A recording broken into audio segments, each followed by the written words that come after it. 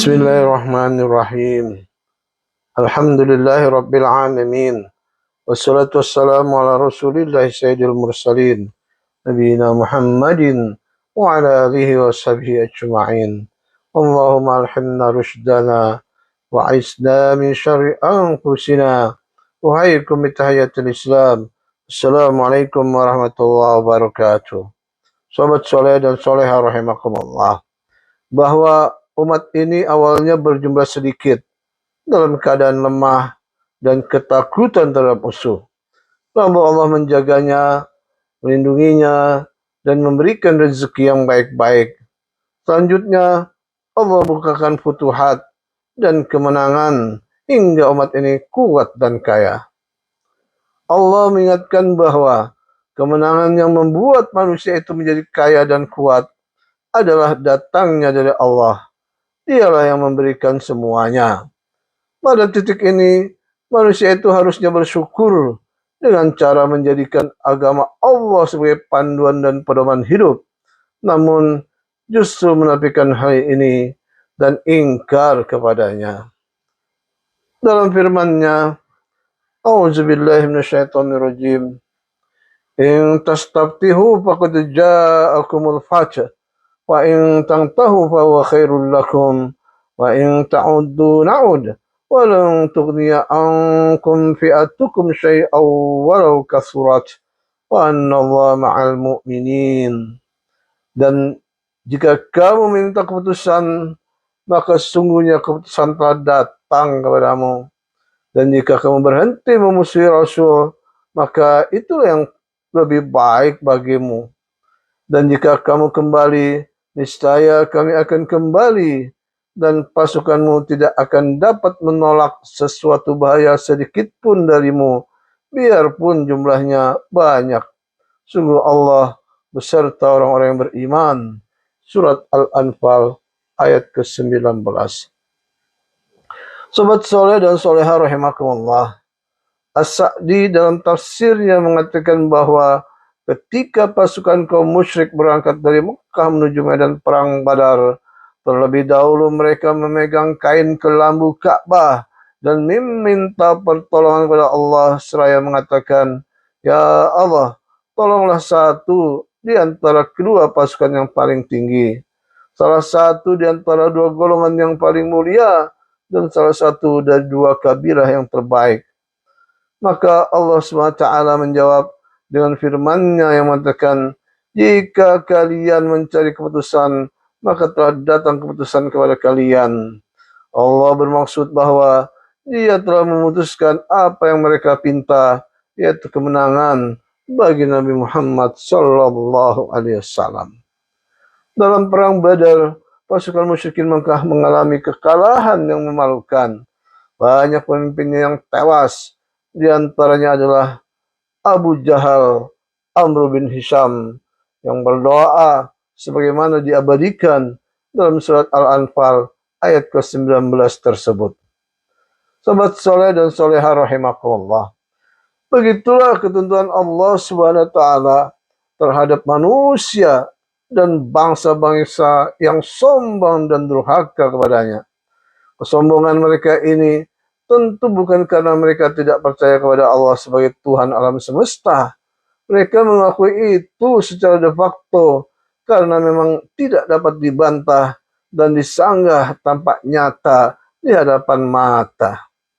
Namun yang jadi masalah adalah tatkala manusia itu diminta untuk mengakui dan menerima Allah secara de jure, mereka menolaknya, kufur, dan bahkan memusuhi para nabi dan rasul yang membawa misi ini.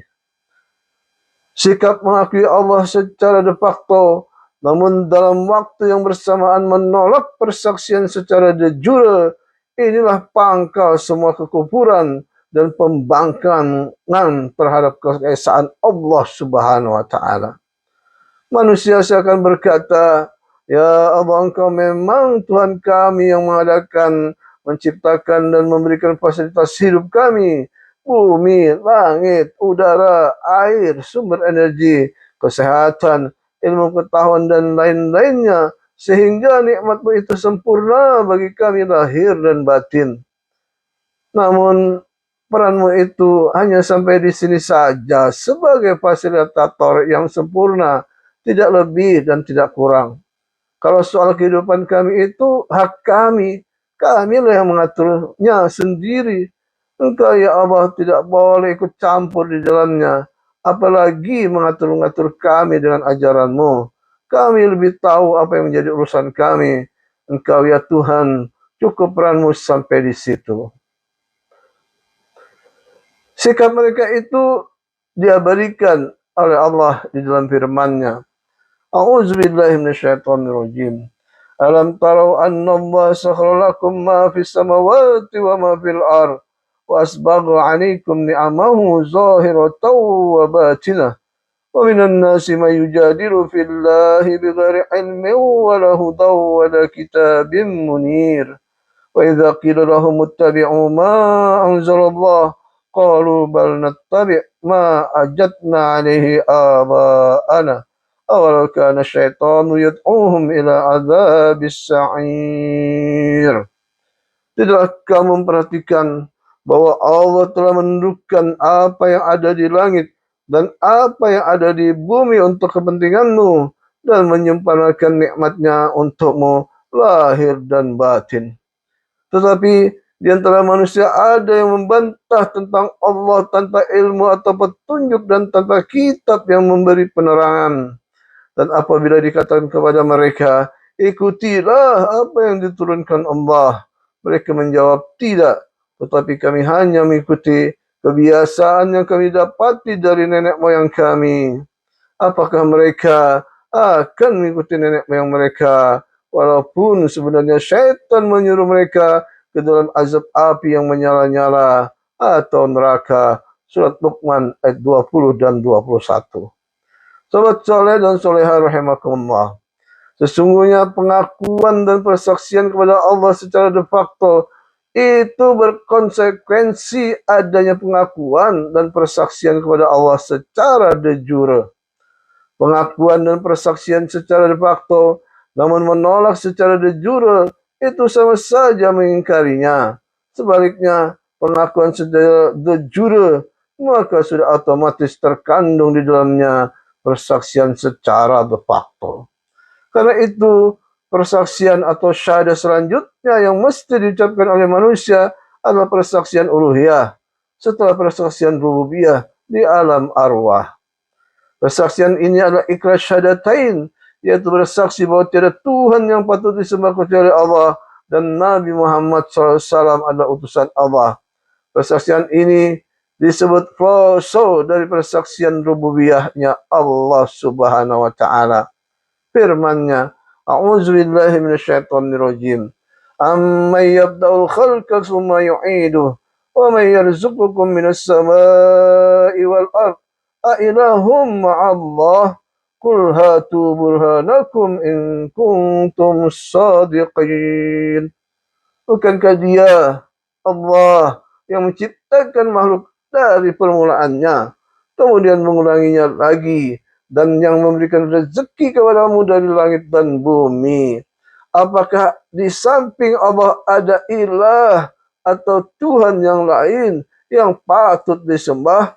Katakanlah, kemukakanlah bukti kebenaranmu jika kamu orang-orang yang benar. Al-Quran Surat An-Naml ayat 64. Sobat soleh dan soleha rahimakumullah, sekian dahulu. Terima kasih atas perhatian. Lebih kurangnya mohon maaf. Semoga manfaat. Wallahu a'lam bishawab. Kita tutup dengan subhanakallahumma bihamdika asyhadu an la ilaha illa anta astaghfiruka wa atubu ilaik. Assalamualaikum warahmatullahi wabarakatuh.